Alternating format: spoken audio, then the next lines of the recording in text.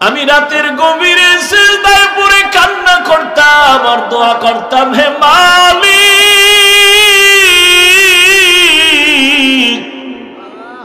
আমার গর্ভের সন্তানটাকে তুমি তোমার খাস ওলি বানাইয়া পাঠাইয়া দাও রে আল্লাহ। মায়ের দোয়া কত দামি রে যুবক। মা দোয়া করলে আর সে আজিমের দরজা দিয়া চলে যায়। ওই মা কত চোখের পানির কারণে আজকে আমি চেয়ারে বসছি রে বাবা। আমার পিছনে মায়ের কত কান্না, কত ত্যাগ আর কত কষ্ট। এরে সন্তানেরা যদি বুঝদি, চামড়া খুলিয়া জুতা বানায় দিতি, মায়ের সাথে বেয়াদবি করতি না রে বাবা। মা, আমি যেদিন দুনিয়াতে আসছি রে যুবক, তুমি যেদিন দুনিয়াতে আসছো প্রসব বেদনায় মা পাগল। মা, যেই মায়ের কণ্ঠ ঘরের বাইরে যায় না, কিন্তু আমি দুনিয়াতে আসার সময় মায়ের এত ব্যথা বেদনার চিৎকারের আওয়াজ বাইরের পাশের বাড়ির মা বোনরা ঘুমাইতে পারে নাই। আমার দাদি নানি মায়ের ঠান্ডা করে বুঝায়, মা কাঁদে আর বলে, মনে হয় মরিয়াই যাব, সাত আসমান আমার মাথায় চেপে। এক পর্যায়ে মা পাগলের মতো বেহুশ হইয়া যায়, আবার কান্না করে। হঠাৎ মা বলে, ও শাশুড়ি, ও মা, চলে যাও, 5টা মিনিটের জন্য আমার স্বামীকে একটু আমার কাছে আসতে দাও। আমার আম্মা জান আব্বা জানের পাইয়া হাতটা ধইরা চোখের পানি ছেড়ে বলে, স্বামী, মা বাবার মায়া ত্যাগ করে তোমার ঘরে আসছি, খাইয়া না খায়া তোমার সংসার কাটাইলা, আজ তুমি আমারে মাফ করে দেও। যেইভাবে খেদমত করা দরকার পারি নাই, মরে যাব, দোয়া করি। বাবা বলে, ও বিবি, এত অধৈর্য কেন? বলে, 7 আসমানের চাপ আমার মাথায়। এই প্রসব বেদনায় কত নারী দুনিয়া থেকে চলে যায়। ও স্বামী, আমিও বাঁচবো না, দোয়া করিও। বাবা একটা দৌড় দিয়া ওযু বানাইয়া যায় না, মাঝে গিয়া কান্না করে, ও আল্লাহ, আমার বিবির হেফাজতের জিম্মাদারি হয়ে যাও। এরে সন্তানেরা, খাজা মঈনুদ্দিনের মা কান্না করে আর বলে, রে মঈনুদ্দিন, রাতের গভীরে যায় নামাজে চোখের পানি, এক রাতও আমি কান্না ছাড়া কাটাইতাম না। ওই টাইম তো বড় আরামের, আল্লাহর সাথে কথা বলার নির্জন টাইম। অতিও গভীর হয় রজনী যখন, নীরবে প্রভুর নাম জপিও তখন, প্রভুর করুণা যদি পাইবারে চাও, গভীর রাতে উঠে প্রভুর গুণগান গাও। মঈনুদ্দিনের মা দেখে বলে, রে মঈনুদ্দিন, শুধু আমি তোমাকে গর্বে নিয়ে দোয়া করেছি, কান্না করেছি, এতটুকুই না, আল্লাহর জাতের কসম, তুমি যেদিন দুনিয়াতে আসছো আমি মা তোমাকে যতদিন আমার দুধ পান করাইছি, আল্লাহর কসম একটা ফোঁটা দুধ বিনা ওযুতে তোমার মুখে দেই নাই। এক ফোঁটা দুধ বিনা ওযুতে তোমার মুখে দেই নাই।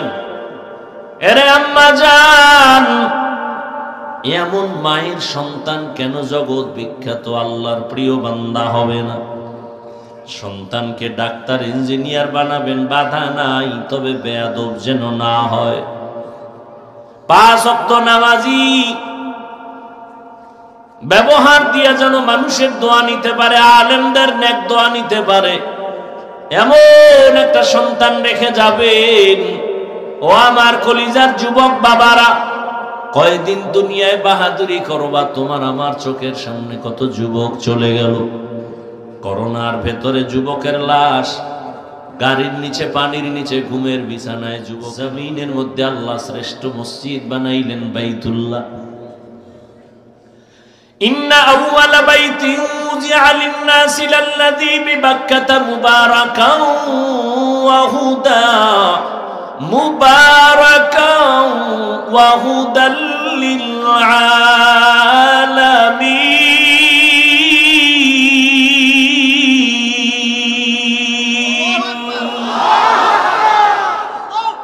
পৃথিবীর শ্রেষ্ঠ ঘর বাইতুল্লাহ। কেমন ঘর? এই সব ঘর মসজিদ কার ঘর? নোয়াখালীর কেন্দ্রীয় মসজিদ কার ঘর? বাইতুল মুকাররম মসজিদ কার ঘর? সব মসজিদ আমার আল্লাহর ঘর, তবে বাইতুল্লাহর মর্যাদা অনেক বেশি।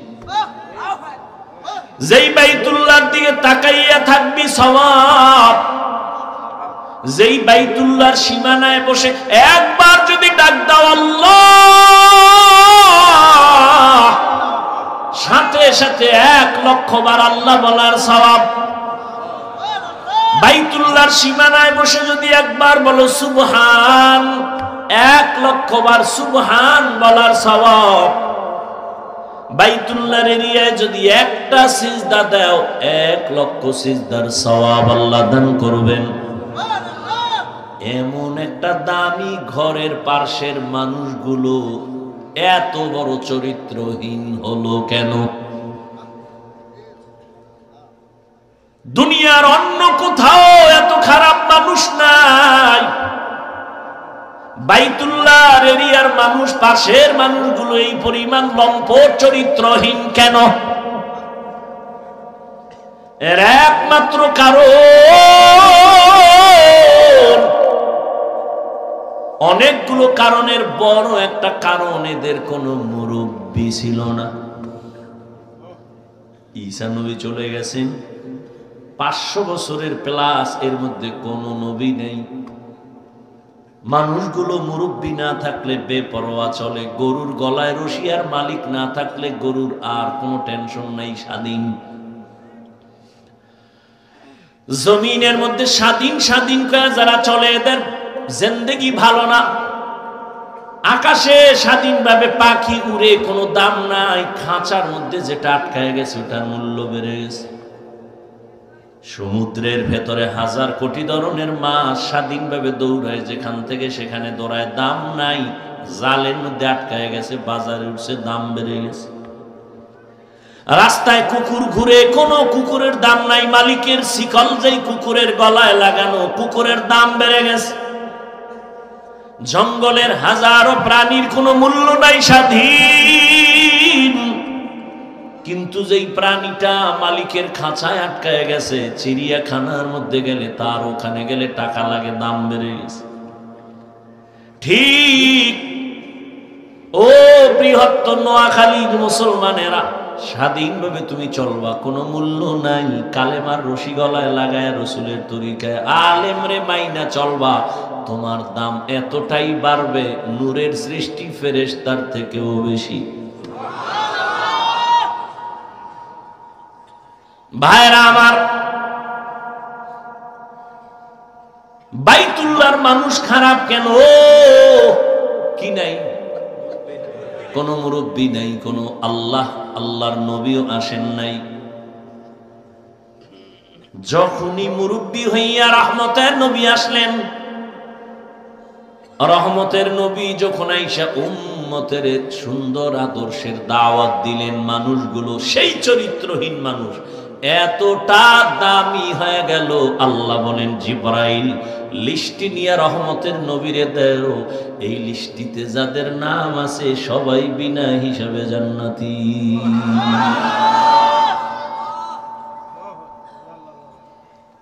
বিদায় বেলা রহমতের নবী চ্যালেঞ্জ দিয়ে গেছেন, ও উম্মতেরা, দুটো জিনিস রেখে যাই, ধরে না যদি রাখতে পারো, তোমাদের সম্মানও যাবে না, ঈমানও যাবে না। قال رسول الله صلى الله عليه وآله وسلم, এই ওই জায়গায় একটা লোক, ও মনে হয় যায় না, ভয়ে, যাও বাবা, ওই যে উঠছিল গেছে না, আবার ওখানে ভেজাল লাগাইয়া সব নষ্ট করো না। তোমার সমস্যা থাকলে যাও। এটাই তো দুনিয়ার পরীক্ষা। সিনেমা হলের দরজাও খোলা, মসজিদের দরজাও খোলা, ওদিকে জাহান্নামের মার্কেট বাজারও চলতেছে, এটা জান্নাতের মার্কেটও চলতেছে, পরীক্ষা চলতেছে, কই ঢুকবি? হ্যাঁ, ওখানে দোকানপাট চলে, ওখানে খেলনা, ওখানে বেলুন, ওখানে নারী, ওখানে পুরুষ, ওখানে যুবক যুবতী, অবাধে কবিরা গুনাহ চলতেছে দোকানপাটে, চলে না? এখানে জান্নাতের বয়ান চলতেছে, ওখানে জাহান্নামের বাজার মিলাইছে ওয়াজ উপলক্ষে। ওয়াজ উপলক্ষে জাহান্নামের বাজার না, ওটাও জান্নাতের বাজার। যদি তাই হয় তাহলে ওয়াজ উপলক্ষে দরকার কি বাজারের? দুই একটা খানা দানার দোকান থাকতে পারে, দূরের মানুষ আসবে, ক্ষুধা লাগবে, খাবে। খেলনার দোকান কেন? বেলুনের দোকান কেন?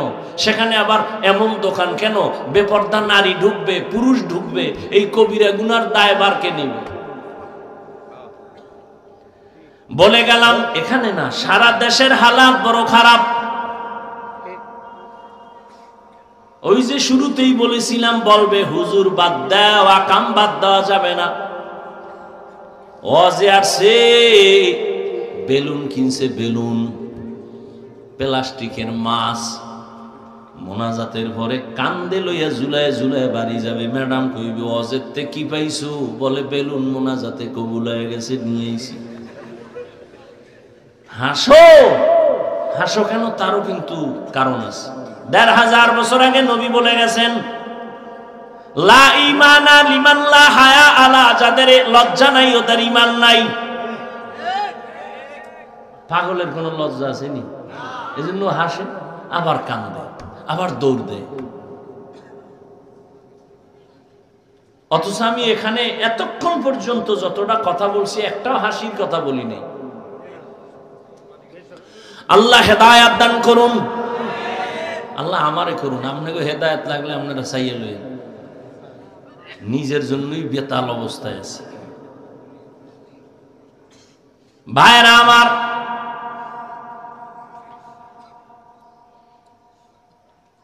বড় কঠিন হালাত। ও পর্দার আড়ালের আম্মা জানেরা, আসেনি?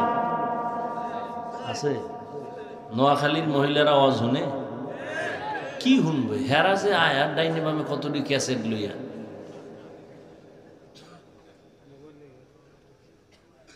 প্যান্ডেলে বয়ে শুধু গল্প।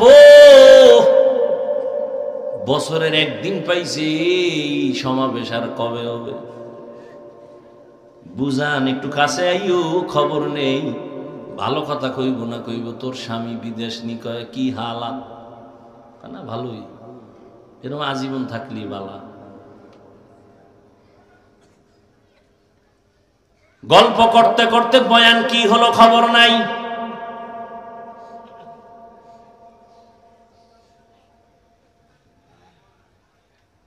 বয়ানের প্রয়োজনীয়তাই মনে করে না, গল্প করে করে আসছে, আবার বাসায় যাবে। অথচ আম্মাজানদের বয়ান বেশি শোনা দরকার। বাবার তুলনায় মায়ের অবদান সন্তানের উপরে অনেক বেশি।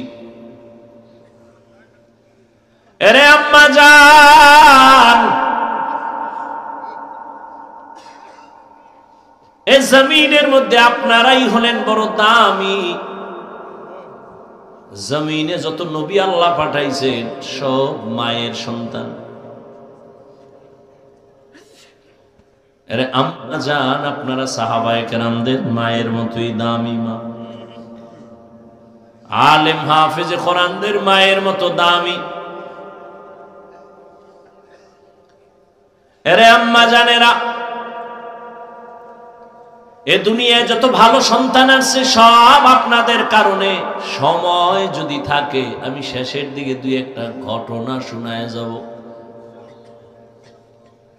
দুই একটা কিস্সা কাহিনী না বললে আমার নাম থাকে। এই নোয়াখালীরা, হাফিজুর রহমান কিস্সা কাহিনীর ওয়াজ করে, তো দুই একটা শুনেই তুইব না? বহ সময় পাইলে শুনাম।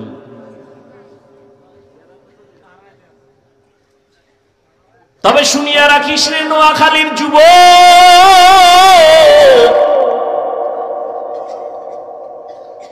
ওই কেচ্ছা কাহিনী বলিয়া যদি দুইটা মানুষ চোখের পানি চাইরা নামাজি হয়ে যায়, এর থেকে সফলতার কিছুই নাই। তুই বিরোধিতা করো না যেন জাহান্নাম খরিদ করো। আর একটা কথা বলে যাই, পারলে মনে রাখিস, জাহেল কোরআন হাদিস সম্পর্কে কি বুঝবি? তোর কলবটা নষ্ট হয়ে গেছে।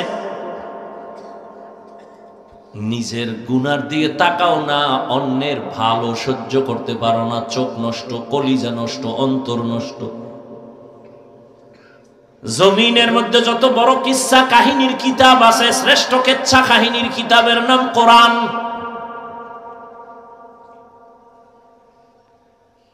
জমিনের সর্বশ্রেষ্ঠ কিচ্ছা কাহিনীর দ্বিতীয় কিতাব হাদিস। এবার ওই জাহেলদেরকে বুঝাবার জন্য একটু আমাকে উলামায়ে কেরাম একটু আমাকে সায় দেন, একটু সাহস দেন। ওই জাহেলরা দেখুক কোরআন হাদিসের মধ্যে কিচ্ছা আছে না নাই। উলামায়ে কেরাম বলবেন, এই তোরা কোরআন বুঝো না, তোরা বকবক করো কেন? আলেমরা বলবে আসেনি। বলেন, কোরআন শরীফের মধ্যে হাতির কেচ্ছা আসেনি, সাপের কেচ্ছা আসেনি, ব্যাঙের কেচ্ছা আসেনি, বাঘের কেচ্ছা আসেনি, পিঁপড়ার কেচ্ছা আসেনি, মশা মাছির কেচ্ছা আসেনি। তো এই জাহেলগুলো কি বলে কেচ্ছা কাহিনী নেই?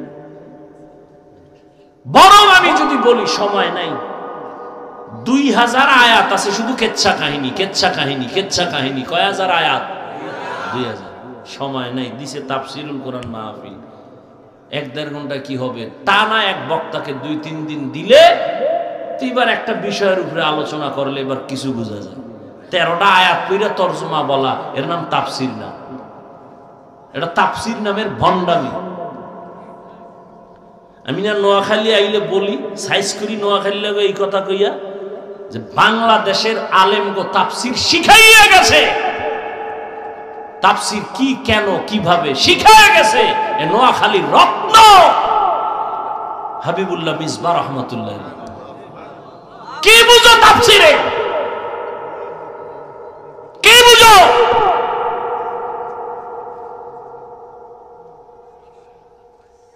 বিসমিল্লাহর বাণী আলোচনা করলে 3 দিন চলে যাবে। কি বুঝো তাফসিরে?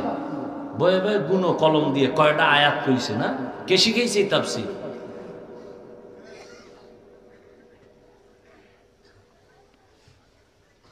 ইউটিউবে 2-1টা অডিও বয়ান থাকতে পারে মিসবাহ রহমতুল্লাহ আলাইহি, এর বয়ান বুঝতে হলেও কিছু জ্ঞান নিয়ে বসা লাগে, না বুঝবেও না। ভিজিটিং কার্ডে মুফাসসির লিখতে লজ্জা লাগে না তো? আর 1000 কাট করতে 300-400 টাকা লাগে, তো মুফাসসির লিখলে আর সমস্যা নেই। মুফাসসিরে কোরআন সময়ের আলোড়ন সৃষ্টিকারী বক্তা, যে বক্তা হের কার্ডে লেখে, কেসা বেহায়া, কপাল কেমন পড়া পড়ছে। নিজের প্রশংসা নিজে করে, মুফাসসিরে কোরআন। আর আমার নামে মাওলানা না লাগলে আল্লাহ সাক্ষী আমি খুশি, আল্লামা লেখলে তোর ধৈর্য ফলে আল্লামা লেখছো গা।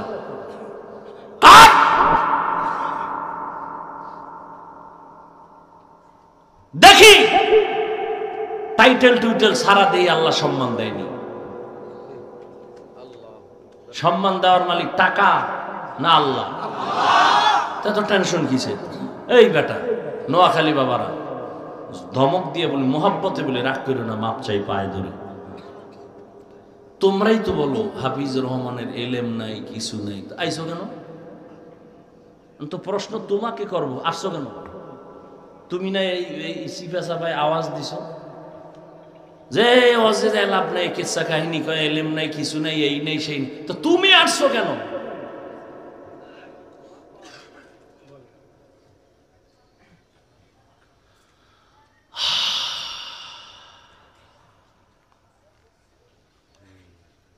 আল্লাহুম্মা মারহামনি বিতারকিল মাআসি, আল্লাহুম্মা আরহামনি বিতারকিল মাআসি, আল্লাহুম্মা আরহামনি বিতারকিল মাআসি।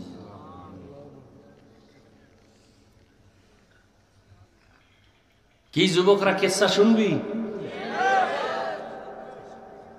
সোনাবন্ধের গান গাই না আমরা, ওই কিসসা বলি যা শুনলে মানুষের দিল নরম হয়, চোখে বানিয়েছে। আমরা সোনাবন্ধের গান গাই না। জিন্দগি মে বন্দগি তু করনা হে, जिंदगी में बंदगी तू करना है, जिंदगी बे बंदगी शर्मिंदा है, जिंदगी बे बंदगी शर्मिंदा है। यहाँ हम सब मुसाफिर दिल ना लगा, अहले दिल की नजर से रूह करता जा, शाह दौलत सब फकीर गर नेक ने है, शाह दौलत सब फकीर गर नेक ने है, जिंदगी में बंदगी तू करना है, जिंदगी बंदगी तू करना है, जिंदगी बे बंदगी शर्मिंदा है, जिंदगी बे बंदगी शर्मिंदा है।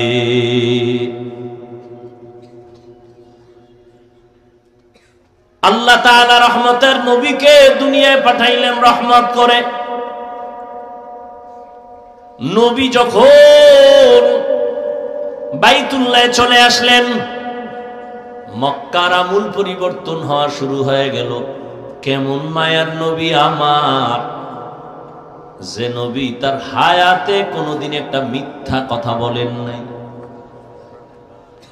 কেমন একজন নবী পেয়েছ রে যুবক,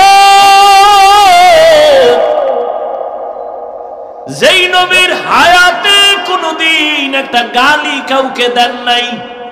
এমন গর্ব করার মতো নেতা আর আছে কেউ? এই আমগুর নেতা খেতা যার পিছে গুরু একজন বাইর করছে, মিশা কয় না। মোবাইলটা কানে লাগায় ঘরের মধ্যে থাইকা জিগায়, ওই সাহেব কই? ঘরে বয়া কয় আমি জমি নেই নাই। আছে কই? কথা কয় ঘরে না, কি কয়? জমিনে নেই। এত বড় চালাক। একদিন দৈরা লাইছে, এই তুমি না ঘরে ছিলে কখন?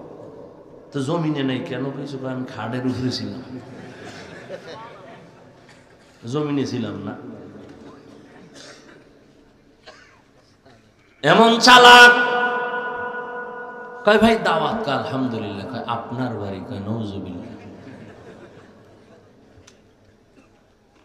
কেমন একজন মায়ার নবী, রহমতের নবী আমার। ১৫০০ বছর আগে বলে গেছেন, দুই জিনিস রেখে গেলাম ধরে রাখ, জীবনে ঈমান যাবে না, সম্মান যাবে না। এক হলো নবীর আদর্শ, দ্বিতীয় কোরআন। এই দুই জিনিস ১৫০০ বছর পরে এখনো যাদের কাছে আছে, এদের মতো সম্মানে এখনো জমিনে কেউ নেই। চেয়ারম্যানের চেয়ারের মেয়াদ শেষ, এমপির মেয়াদ শেষ, মন্ত্রীর মেয়াদ শেষ, এসপির মেয়াদ শেষ, ডিসির মেয়াদ শেষ। কোরআনওয়ালা নবীর আদর্শওয়ালারা যে চেয়ারে বসছেন, এই চেয়ারের তো কোনো মেয়াদই নেই। আবার শেষ কিসের? ভালো করে মনে রাখিও, টাকা দিয়া সম্মান কিনলে প্রথম ফুলের মালা, ফাইনালে জুতার মালা। আর আমার আল্লাহ যাকে সম্মান দান করবেন ওই বান্দা দুনিয়ায়ও বাদশাহ, পরকালেও বাদশাহ।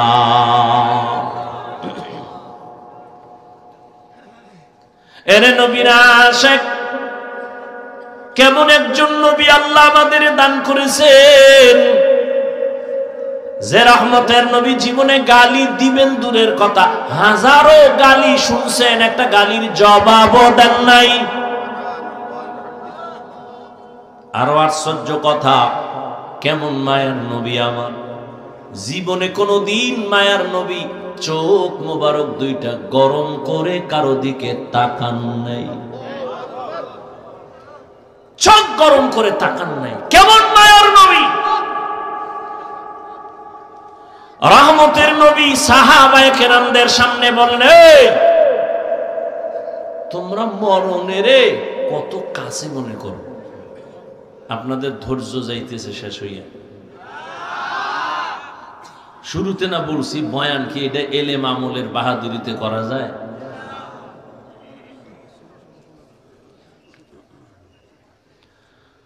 হায় হায় হায়। নবী জিজ্ঞাসা করেন মরণকে কত কাছে মনে করেন? একজন সাহাবী বলেন, ইয়া রাসূলুল্লাহ, আমি ফজরের নামাজ পড়িয়া ভয় পাই যোহরের নামাজ আদায় করতে পারবো কিনা, এর মাঝে আজরাইল চলে আসবে। আর একজন সাহাবী বললেন, ইয়া রাসূলুল্লাহ, আমি যোহরের নামাজ আদায় করিয়া ভয়ে থাকি, আসরের নামাজ আদায় করতে পারবো কিনা, এর মাঝে না জানি আজরাইল এসে আমার রূহটা নিয়ে যায়। আর একজন সাহাবী বলেন, ইয়া রাসূলুল্লাহ, আমি আসরের নামাজ আদায় করিয়া অপেক্ষা আর ভয় মাগরিবের নামাজ আদায় করতে পারি কিনা, এর মাঝে আজরাইল চলে আসবে, এই ভয়ে থাকি। রহমতের নবী বললেন, আপনারা তো মরণকে অনেক দূরে মনে করেছেন, মরণ তো এত দূরে না, আরো কাছে। ইয়া রাসূলুল্লাহ, কেমন? কয়, আমি মনে করি নামাজ শেষ ডান দিকে যখন আমি সালামটা ফিরাই, আমি ভয় অস্থির থাকি বাম দিকে সালাম ফিরানোর আগে আজরাইল এসে হাজির হয়ে যাবে। মরণ থেকে যতই পালাও মরণ তোমায় নিবে ঘিরি, যদিও সুদূর আকাশ পানে লুকাও সেথায় লাগিয়ে সিঁড়ি। নদী পথে নৌকা চালাও ও মাঝি ভাই, বেলা ডোবার আগে আমি ওপার উঠতে চাই। ডুবে গেলে বেলা রে আর উঠে না, ভেঙ্গে গেলে মেলা রে আর জমে না। এরে আল্লাহর বান্দারা, ও আমার কলিজার যুবক, আমি তোমাদের হুজুর বানাবার জন্য আসি নাই। আমি একবারও কিন্তু বলি নাই এবং বলবো না যে আমি পাঁচকল্লি পড়েছি তুমিও পড়ো। আমি কওমি মাদ্রাসার সন্তান, তুমিও কওমিতে যাও, বলি নাই, বলবো না, ভয় পাইও না। আমি দাওয়াত ও তাবলীগের লাইনের সন্তান, আমি পীরের মুরিদ, একবারও বলি নাই, বলবো না। তুমি তাবলীগে যাও, তুমি পীরের কাছে যাও, কি বলবো একটু খেয়াল করে শুনো রে বাবা। তুমি স্কুলে পড়ো, কলেজে পড়ো, চাকরি করো, ব্যবসা করো, ধন্যবাদ ধন্যবাদ ধন্যবাদ। শুধু ধন্যবাদই না, আমি বলবো এই যুবকেরা, স্কুল ছাড়িস না, কলেজ ছাড়িস না, লেখাপড়া করে ডাক্তার হও, ইঞ্জিনিয়ার হও, প্রফেসর হও, ব্যবসায়ী হও, চাকরিজীবী হও, তবে ছোট একটা দাবি আমার, বেয়াদব হইও না রে বাবা। বলতে পারো হাফিজ ভাই বেয়াদব হব না, তার ব্যাখ্যা কি? 3 জায়গায় বেয়াদবি করবা না, মরার আগে জীবন নষ্ট হয়ে যাবে। 1, মা বাবার সাথে কখনো বেয়াদবি করবা না, জীবন নষ্ট। 2 শিক্ষকের সাথে বেয়াদবি করবা না, 3 আলেমের সাথে বেয়াদবি করবা না। মা বাবারে যদি কষ্ট দাও বরদোয়া লেগে যায়, কপাল শেষ। শিক্ষকের সাথে যদি খারাপ আচরণ করো বরদোয়া লেগে যায়, জীবন শেষ। আলেমের যদি কষ্ট দেও বরদোয়া লেগে যায়, তোমার জীবন ধ্বংস হয়ে যাবে মরার আগেই। তুমি ডাক্তার হও, বেয়াদব হইও না। মা বাবার দোয়া নিয়া, শিক্ষকের দোয়া নিয়া, উলামায়ে কেরামের পরামর্শ নিয়া তুমি জেনারেল লাইনে থাকিয়া লেখাপড়া করো, চাকরি করো, বাধা নাই। ও যুবক, তোমার মতো যুবক স্কুল কলেজে পড়ে, 5 বেলার নামাজ পড়ে, তুমি সাক্ষী দাও আসেনি? তুমি কেন পারো না? বিবেক দিয়া বলো, তোমার বিবেক কোথায়? তোমার কপালে কার বরদোয়া লাগছে, কার অভিশাপ লাগছে, বলো। তুমি কেন পারবা না? তোমার মতো জেনারেল লাইনের মানুষটা র্যাব, আর্মি, পুলিশ, বিডিআর এর চাকরি করে, ডাক্তার, প্রফেসর, ইঞ্জিনিয়ার, ব্যবসায়ী, চাকরিজীবী, 5 বেলার নামাজ পড়ে, তুমি কেন পারো না? তোমার মতো যুবক জেনারেল লাইনে থাকিয়াও গাড়ি চালায়, নামাজ ছাড়ে না, নদীর মধ্যে মাছ ধরে, নামাজ ছাড়ে না, কৃষি কাজ করে, নামাজ বাদ দেয় না, বলো তুমি কেন পারো না? কার বরদোয়া জানি লাগছে, তাড়াতাড়ি ক্ষমা নিয়ে নাও। মা বাবার চোখের পানি আর দোয়া ছাড়া জীবনে তোমার সফলতা আসবে না রে বাবা। কারণ এই মা বাবার চোখের পানি তোমার আমার জীবনের সফলতার কারণ। মদিনাতুল মুনাওয়ারা থেকে একজন আল্লাহর প্রিয় বান্দা আসছে ভারতের জমিনে কালেমার দাওয়াত নিয়া। এই পর্দার আড়ালের আম্মা জানেরা একটু খেয়াল করে শুনবেন। মদিনাতুল মুনাওয়ারা থেকে রাসূলের আশিক চলে আসছে ভারতে কালেমার দাওয়াত দেওয়ার জন্য। ভারতে ঘুরিয়া ঘুরিয়া দাওয়াত দেন, দিতে দিতে এই পরিমাণ বিধর্মী কালেমাওয়ালা হয়ে গেছেন। কেউ বলেন 90, আরো বেশি লক্ষ বিধর্মী তার হাতে কালেমাওয়ালা হয়ে গেছে।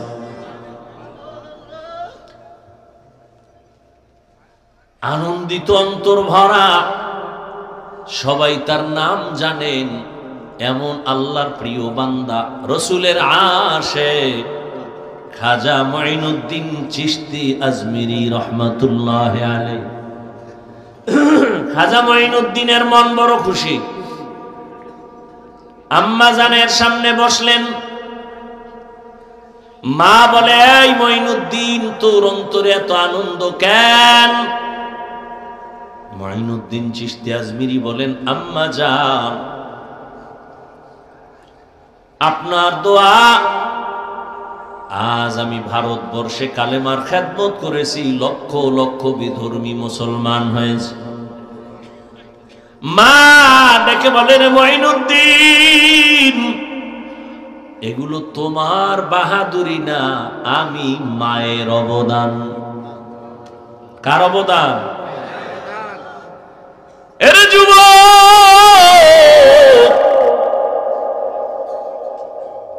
কুয়াকাটা বঙ্গোপসাগর থেকে এক ধাক্কা দিয়া নোয়াখালীর চেয়ারে বসাইছেন আমার আল্লাহ। আমার মা বাবার চোখের পানি, আমার কোনো বাহাদুরি নেই। যেই আল্লাহ চেয়ারে বসান, ওই আল্লাহ যদি বেজার হয় চেয়ার থেকে ফালাইয়াও দিতে পারেন। এই কারণেই তো জান্নাতের টিকিট পাইয়াও আবু বকর নামাজে কান্নার আওয়াজ, রহমতের নবী সাহাবায়ে কেরামদের সাথে বললেন, ও সাহাবারা, মরণ এত দূরে না, মরণ আরো কাছে। মুঈনুদ্দিনের মা বলে, এই খাজা মুঈনুদ্দিন, এই অবদান আমি মায়ের। মুঈনুদ্দিন চিশতি বলেন, মা বলো তোমার কি অবদান? ও পর্দার আড়ালের আম্মা জানেরা, নিজের সম্মান যদি নিজে ধরে রাখতে না পারেন, কেউ দুনিয়ায় দিতে পারবে না। আপনাদের তো আল্লাহ সম্মানিত করেছেন, আপনারা নবীদের মা, সাহাবায়ে কেরামদের মা, আপনারা তো আয়েশা রাদিয়াল্লাহু আনহার মতোই নারী। এ দুনিয়ায় যত ভালো ভালো সন্তান আসছে মা আপনাদের অবদানের কারণে। মঈনুদ্দিনের মা চোখের পানি ছেড়ে কাঁদেন আর বলেন, ও মঈনুদ্দিন, আমার গর্ভে যখন তুই আসছো, আল্লাহর কসম আমি ও দিন থেকে এক রাত ঘুমাই নাই। আমি রাতের গভীরে সিজদায় পড়ে কান্না করতাম আর দোয়া করতাম, হে মালিক,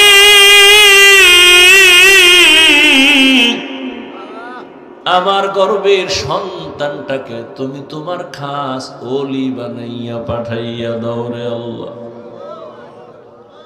মায়ের দোয়া কত দামি রে যুবক। মা দোয়া করলে আর সে আজিমের দরজা দিয়া চলে যায়। ওই মা কত চোখের পানির কারণে আজকে আমি চেয়ারে বসছি রে বাবা। আমার পিছনে মায়ের কত কান্না, কত ত্যাগ আর কত কষ্ট। এরে সন্তানেরা যদি বুঝদি, চামড়া খুলিয়া জুতা বানায় দিতি, মায়ের সাথে বেয়াদবি করতি না রে বাবা। মা আমি যেদিন দুনিয়াতে আসছি রে যুবক, তুমি যেদিন দুনিয়াতে আসছো প্রসব বেদনায় মা পাগল। মা যেই মায়ের কণ্ঠ ঘরের বাইরে যায় না, কিন্তু আমি দুনিয়াতে আসার সময় মায়ের এত ব্যথা বেদনার চিৎকারের আওয়াজ বাইরের পাশের বাড়ির মা বোনরা ঘুমাইতে পারে নাই। আমার দাদি নানি মায়ের ঠান্ডা করে বুঝায়, মা কাঁদে আর বলে, মনে হয় মরিয়াই যাব, সাত আসমান আমার মাথায় চেপেছে। এক পর্যায়ে মা পাগলের মতো বেহুশ হইয়া যায়, আবার কান্না করে। হঠাৎ মা বলে, ও শাশুড়ি, ও মা চলে যাও, 5টা মিনিটের জন্য আমার স্বামীকে একটু আমার কাছে আসতে দাও। আমার আম্মা জান আব্বা জানের পাইয়া হাতটা ধইরা চোখের পানি ছেড়ে বলে, স্বামী, মা বাবার মায়া ত্যাগ করে তোমার ঘরে আসছি, খাইয়া না খায়া তোমার সংসার কাটাইলা, আজ তুমি আমারে মাফ করে দেও। যেইভাবে খেদমত করা দরকার পারি নাই, মরে যাব, দোয়া করি। বাবা বলে, ও বিবি এত অধৈর্য কেন? বলে, 7 আসমানের চাপ আমার মাথায়। এই প্রসব বেদনায় কত নারী দুনিয়া থেকে চলে যায়। ও স্বামী, আমিও বাঁচবো না, দোয়া করিও। বাবা একটা দৌড় দিয়া ওযু বানাইয়া যায় নামাজে গিয়া কান্না করে, ও আল্লাহ, আমার বিবির হেফাজতের জিম্মাদারি হয়ে যাও। এরে সন্তানেরা, খাজা মঈনুদ্দিনের মা কান্না করে আর বলে, রে মঈনুদ্দিন, রাতের গভীরে যায় নামাজে চোখের পানি, এক রাতও আমি কান্না ছাড়া কাটাইতাম না। ওই টাইম তো বড় আরামের আল্লাহর সাথে কথা বলার নির্জন টাইম। অতিও গভীর হয় রজনী যখন, নীরবে প্রভুর নাম জপিও তখন। প্রভুর করুণা যদি পাইবারে চাও, গভীর রাতে উঠে প্রভুর গুণগান গাও। মঈনুদ্দিনের মা দেখে বলে, রে মঈনুদ্দিন, শুধু আমি তোমাকে গর্বে নিয়ে দোয়া করেছি, কান্না করেছি, এতটুকুই না, আল্লাহর জাতের কসম, তুমি যেদিন দুনিয়াতে আসছো, আমি মা তোমাকে যতদিন আমার দুধ পান করাইছি, আল্লাহর কসম একটা ফোঁটা দুধ বিনা ওযুতে তোমার মুখে দেই নাই। এক ফোঁটা দুধ বিনা ওযুতে তোমার মুখে দেই নাই। এরে আম্মা জান, এমন মায়ের সন্তান কেন জগৎ বিখ্যাত আল্লাহর প্রিয় বান্দা হবে না? সন্তানকে ডাক্তার ইঞ্জিনিয়ার বানাবেন, বাধা নাই, তবে বেয়াদব যেন না হয়। 5 ওয়াক্ত নামাজি, ব্যবহার দিয়া যেন মানুষের দোয়া নিতে পারে, আলেমদের নেক দোয়া নিতে পারে, এমন একটা সন্তান রেখে যাবেন। ও আমার কলিজার যুবক বাবারা, কয়দিন দুনিয়ায় বাহাদুরি করবা? তোমার আমার চোখের সামনে কত যুবক চলে গেল। করোনার ভেতরে যুবকের লাশ, গাড়ির নিচে, পানির নিচে, ঘুমের বিছানায় যুবকের লাশ। আল্লাহর কাছে তওবা করো। জীবনে তো কম নামাজ সারলা না, দাড়ি কাটলা না, বেপরদায় কম চললা না, আর কত হায়াত আর বাকি কত। এখনো তওবা করে নাও। জীবনে আর নামাজ সারবা না, দাড়ি কাটবা না, বেপরদায় চলবা না। মা বাবার দোয়া নিয়া, শিক্ষকের দোয়া নিয়া, উলামায়ে কেরামের পরামর্শ নিয়া নবীর তরিকা মেনে চলবা। আল্লাহ সবার যদি মন্তর দিয়া তওবা করতে পারো, আল্লাহ রহমতের নজর দিয়া সবার গুনাহগুলো মাফ করে দিবেন। হেদায়েতের মালিক আল্লাহ। জানি না কার কপাল ওমরের মতো কবুল হয়ে যাবে, আর কপালটা আবু জাহালের মতো খারাপ হয়ে যাবে। কে যেন এত বয়ান শুনিয়াও দিল নরম হবে না, কান্না আসবে না, তওবার নিয়ত করবে না, আবার ওমরের মতো কপালওয়ালা না জানি গুনার কথা স্মরণ করে চোখের পানি ছেড়ে কান্না করে তওবা করবে। আর আমার আল্লাহকে ডাক দিবে, আল্লাহ জীবনে তো কম নামাজ সারি নাই, আর নামাজ সারবো না, দাড়ি কাটবো না, বেপরদায় চলবো না। এরকম ওমরের মতো মেজাজ নিয়ে যদি তওবার নিয়ত অন্তরে জমা করতে পারো রে বাবা, হায়াতের মালিক আল্লাহ, ইজ্জতের মালিক আল্লাহ, রিজিকের মালিক আল্লাহ, ওই আল্লাহর মোহাব্বত নিয়া, মা বাবার দোয়া নিয়া, শিক্ষকের দোয়া নিয়া, উলামায়ে কেরামের পরামর্শ নিয়া চলবা নবীর তরিকায়। জীবনে আর নামাজ ছাড়বা না। তওবা করার খাঁটি নিয়ত যদি হয়, দুটো হাত আমার আল্লাহকে দেখাইয়া দাও। আয় আল্লাহ, হাতগুলো কবুল করে নেন, তওবা কবুল করে নেন।